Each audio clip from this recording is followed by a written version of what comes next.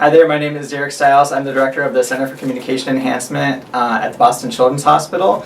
And with me is Dr. Dennis Poe, who is one of our neurotologists at Boston Children's Hospital, and also one of the foremost experts in a disorder called Patulous Eustachian tube.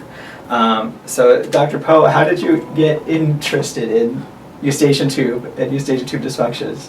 Well, first of all, thank you very much for inviting me to present here with you. It's really an honor to be a part of this. Well, so we've been investigating the problems of obstructive Eustachian tube dysfunction, which is extremely common. It's the most common cause of otitis media, which is one of the most common problems of pediatric diseases of all types. And in the process of researching obstructive Eustachian tube dysfunction, problem of the blocked Eustachian tube, we realized that the patulous Eustachian tube is actually extremely common, far more common than we ever imagined, and that people with obstructive dysfunction can actually, over time, develop into patulous.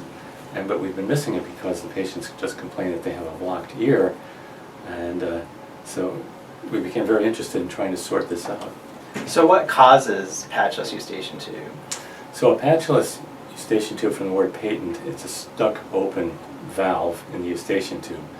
So with the obstructive dysfunction, there's inflammation typically that's causing the valve to not open properly or not adequately to ventilate the middle ear. In the patulous condition, that valve has gotten stuck open, and there are a number of conditions that can do that. Most commonly, we've seen associations with allergic rhinitis, because the chronic inflammation that you get with allergies overstimulates the mucosa and it can burn out, and you get patches of atrophy in the nose, sinuses, and in the valve of the Eustachian tube. Rapid weight loss, rapid large weight loss is number 2 reason. Other causes of chronic inflammation, laryngopharyngeal reflux, sinusitis, and we see it associated with stress and anxiety from muscle tension in the muscles of mastication. The medial pterygoid muscle actually pulls open the valve of the Eustachian tube. Wow. So when a patient's Eustachian tube is stuck open like this, what do they experience? Why is it a problem? So it's actually extremely common for people to experience this. It's even been termed runner's ear. So if you have a tendency to have your valve open up, for instance, you're thin or you're dehydrated, you're exercising, there's adrenaline flowing, which is a decongestant. Many people experience this just routinely with exercise, and so they're experiencing autophony. This is echoing of your voice in your ear, and usually you're breathing. They experience the breathing like Darth Vader is breathing in your ears. Excuse me. How I often will ask them, is that what you hear? It's as if you took a rubber hose from your mouth to your ear, or for those of you who've tried the stethoscope in your ear and you're talking and breathing in the diaphragm. That's exactly what it sounds like. Extremely disturbing to people to hear this feedback of your own voice and breathing. Kind of like when you do a Stanger test. You know how disturbing that is. Yeah, yeah. Is it dangerous or just annoying? It's not dangerous at all. Physiologically harmless, but the patients are miserable with it, and even to the point where suicides have been committed. Wow. So they can be depressed. Very severe impacts on quality of life, especially professional speakers, singers. So huge impact on quality of life, but amazingly not physiologically harmful. Interesting. So one of the things we'll be talking about is how to do the patulous Eustachian tube test in the audiology clinic. What do you use the information from that test for in helping you to diagnose this disorder? So the patients don't know how to describe autophony, which is the hallmark of the condition. And it's a variable condition. So when they don't have their symptoms, the valve is closed, and diagnostically we're going to miss it. So we're looking to do a test when the patient has their symptoms, and when they have their symptoms, when the valve is open, their breathing should be reflected as changes in pressure in the middle ear that we can measure. So we're looking to capture that. In the clinic, we can look at the ear even with a microscope, but we don't always see it if it's subtle. So the patulous test has a much greater sensitivity, and that's really the value of it. The problem is that the patient will often be complaining that they have a blocked ear. So we don't know if do they have obstructive eustachian tube dysfunction, or do they have patulous or any other cause for aural, A-U-R-A-L, fullness.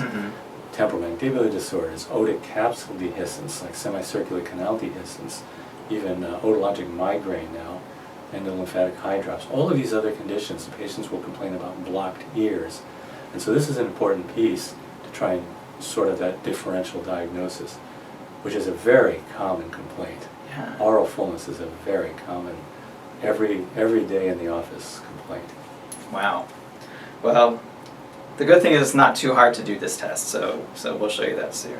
When a patient does finally get a diagnosis of patulous eustachian tube, what kind of treatment options do they have? So the first thing we look at, part of the exam is endoscopic. We look at their eustachian tube and we're taking the history. What's the problem? What's the underlying etiology? Allergies, we want to get them under control. We want to switch maybe from things that dry them out, like antihistamines, decongestants, nasal steroid sprays, to more wetting agents, saline irrigations, things like chromalin, sodium, things that don't dry you out, allergy testing, and immunotherapy if possible.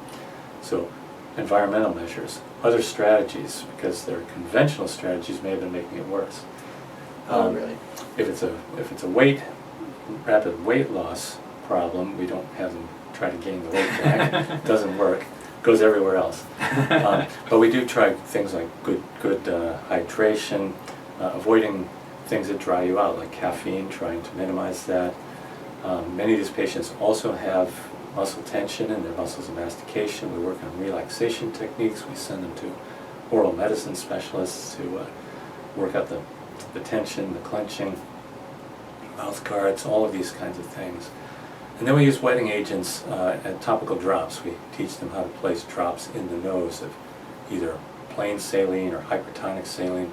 There's even commercial preparations that are irritants that will stimulate the tissues to swell up. If you can get the tissues to swell up and stop the active patulous symptoms, the tissues can rehabilitate themselves.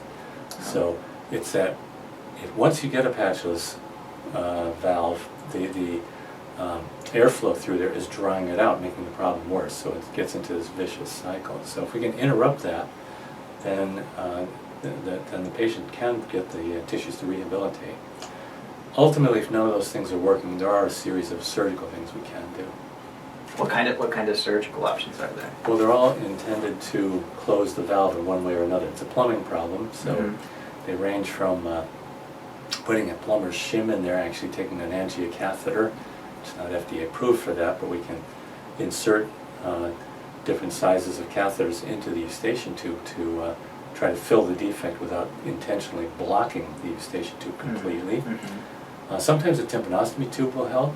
In the office, we can mass load the tympanic membrane. We can put paper patches on it, steri-strips on the tympanic membrane, and just changing the impedance of the tympanic membrane can sometimes relieve the symptoms.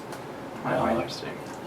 And if that works, then maybe a tympanostomy tube will work, or maybe a cartilage tympanoplasty to permanently mass load the tympanic membrane. We can inject fillers into the side walls. We can even do cartilage implants into the side walls.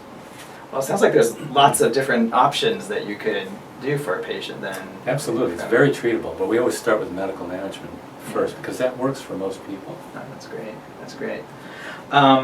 All right.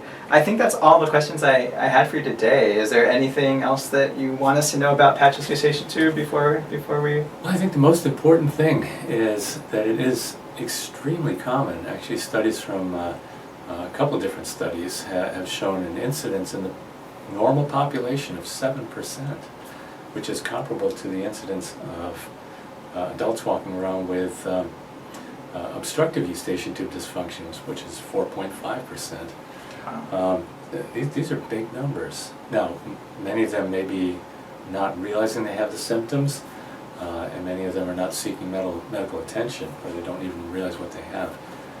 Some of those might just be exercise-induced, which we consider normal. We don't treat that. That is normal, as long as it goes away when you cool down. So the main point is that it's a very common condition, and we need to have a sense of awareness to ask about autophony in our patients who are complaining about blocked ears when you see a normal tympanogram, normal-looking ear. And so what's causing the patient's symptoms? Right. You ask them if they hear Darth Vader, and then Darth Vader breathing in your ears. Good question. All right. Well, thank you so much today Thank you. for sharing this information with us. And yeah. I really appreciate it. Thanks so much.